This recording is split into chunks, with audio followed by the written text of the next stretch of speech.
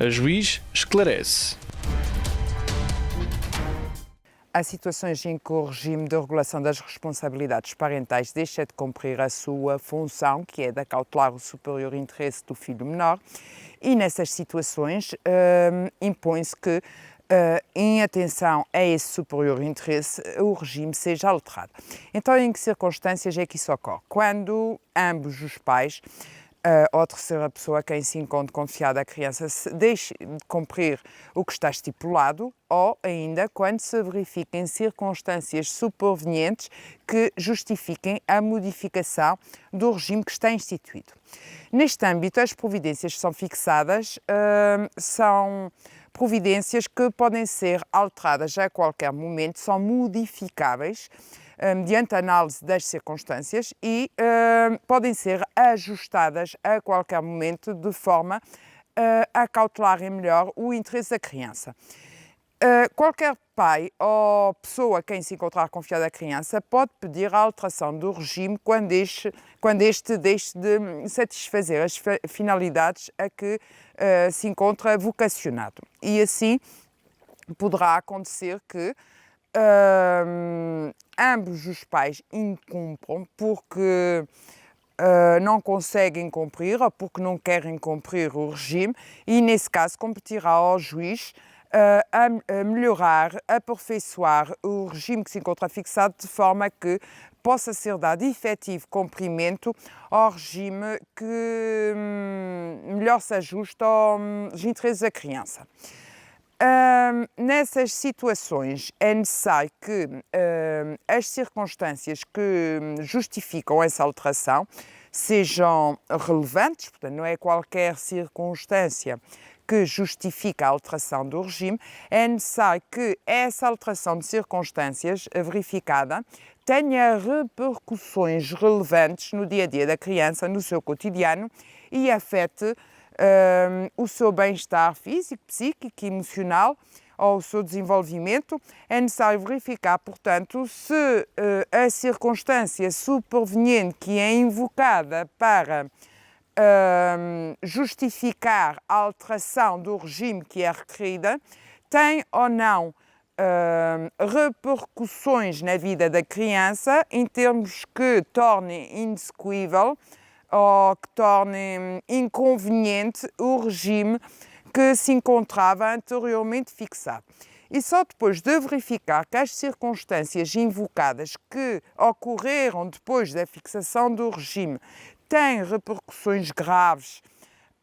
no cotidiano da criança é que o juiz poderá vir a alterar o regime estipulado.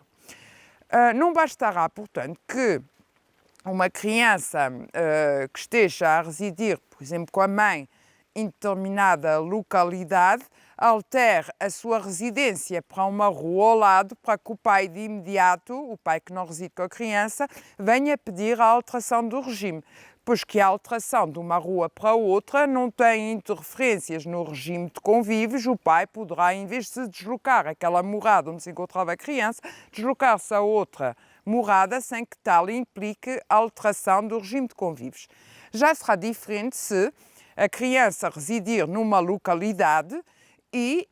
depois da fixação do regime, passar a residir noutra localidade. Se essa localidade for distante, poderá ter repercussões no regime de convívios e poderá ter de ser ajustado o regime de convívios em função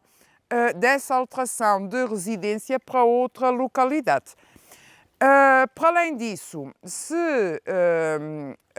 o pai ou a mãe não residente passar a deslocar-se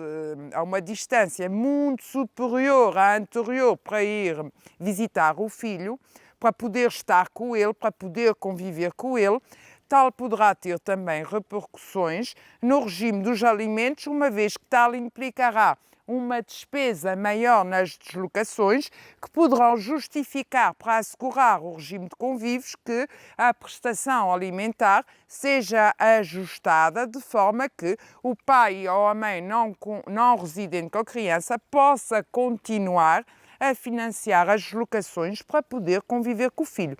Na verdade, é do interesse do filho conviver com o pai ou com a mãe não residente e, para além disso, receber o sustento, e terão de ser ponderados os dois interesses de forma que se verifique em que medida um e outro têm de ser alterados.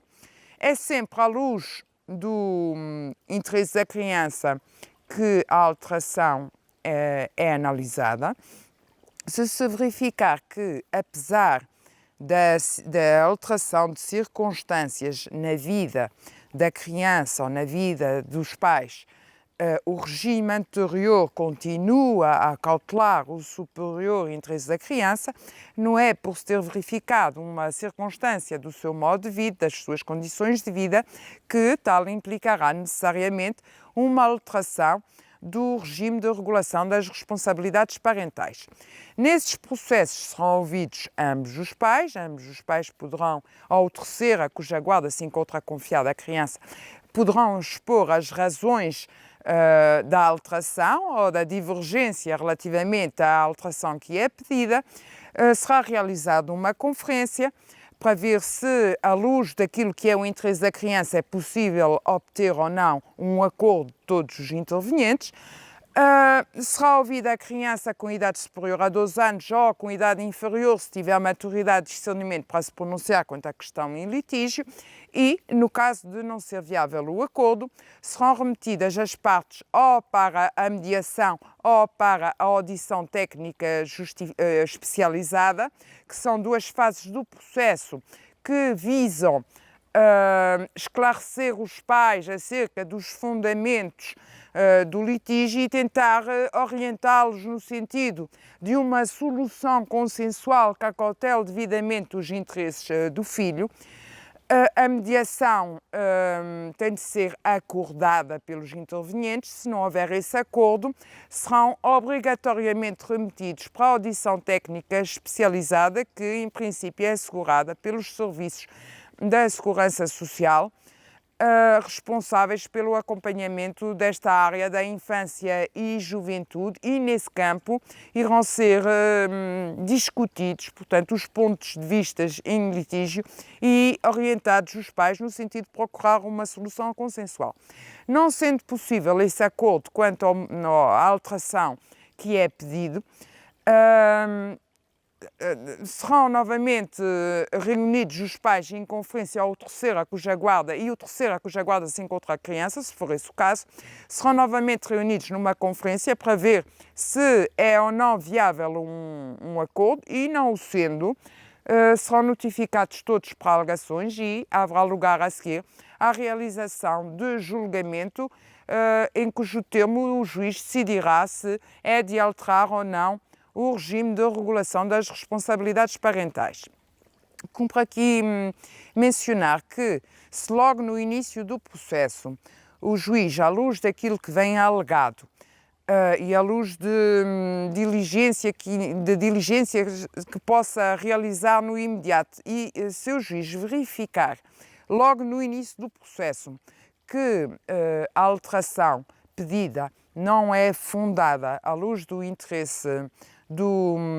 da criança ou do jovem, poderá desde logo arquivar o processo e não ordenar o seu prosseguimento. Portanto, esta tramitação toda que eu mencionei apenas terá lugar se o juiz, à luz das pretensões que são formuladas, considerar que existe algum fundamento para o pedido. Caso contrário, o processo não prossegue, é logo arquivado, isto de forma a evitar que haja desperdício da atividade do tribunal na análise de pretensões que são, à partida, infundadas à luz do superior interesse da criança. Será o caso, por exemplo, do pai ou da mãe que venha a requerer ao tribunal que deixe de pagar a prestação de alimentos porque já não tem condições para suportar qualquer prestação em relação ao filho menor, ou porque entende que o filho não merece mais receber a prestação alimentar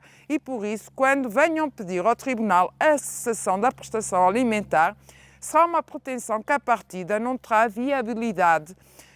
para justificar o prosseguimento da ação, uma vez que constitui dever de ambos os pais, independentemente das circunstâncias de uns e de outros, assegurar o sustento dos filhos menores que são incapazes de prover por si próprios ao seu próprio sustento. E nesses casos será um caso típico, paradigmático,